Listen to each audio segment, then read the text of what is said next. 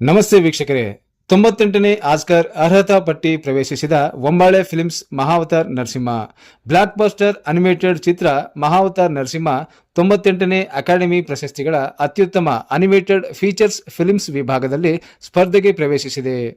ಅಶ್ವಿನ್ ಕುಮಾರ್ ನಿರ್ದೇಶನದ ಮತ್ತು ಕ್ಲೀಮ್ಸ್ ಪ್ರೊಡಕ್ಷನ್ ನಿರ್ಮಿಸಿದ ಈ ಚಿತ್ರಕ್ಕೆ ಒಂಬಾಳೆ ಫಿಲ್ಮ್ಸ್ ಸಂಸ್ಥೆ ಬೆಂಬಲವಾಗಿ ನಿಂತಿತ್ತು.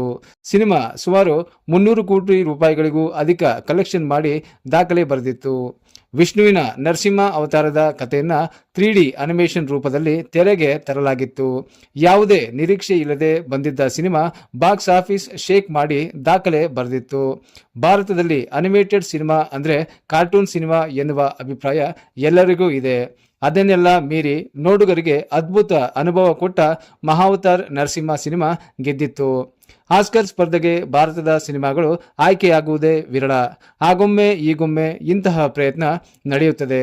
ಈ ಹಿಂದೆ RR ಚಿತ್ರದ ನಾಟು ನಾಟು ಹಾಡಿಗೆ ಆಸ್ಕರ್ ಗೌರವ ಲಭಿಸಿತ್ತು.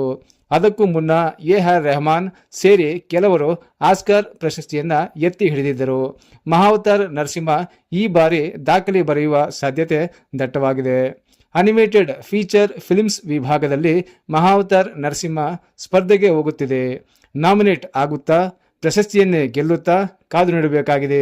ಒಟ್ಟಾರೆ ಪ್ರೇಕ್ಷಕರ ಮೆಚ್ಚುಗೆ ಪಡೆದ ಸಿನಿಮಾ ಇದೀಗ ಆಸ್ಕರ್ ರೇಸ್ನಲ್ಲಿರುವುದು ವಿಶೇಷ. ಸ್ನೇಹಿತರೆ, ಈ ಮಾಹಿತಿ ನಿಮಗೆ ಇಷ್ಟವಾಗಿದ್ದಲ್ಲಿ ಒಂದು ಲೈಕ್ ಅನ್ನು ಕೊಡಿ. ಇದೇ ರೀತಿ ಡೈಲಿ ನ್ಯೂಸ್ ಅಪ್ಡೇಟ್ಗಳಿಗಾಗಿ ನಮ್ಮ ಚಾನಲ್ ಅನ್ನು ಸಬ್ಸ್ಕ್ರೈಬ್ ಮಾಡಿಕೊಳ್ಳಿ.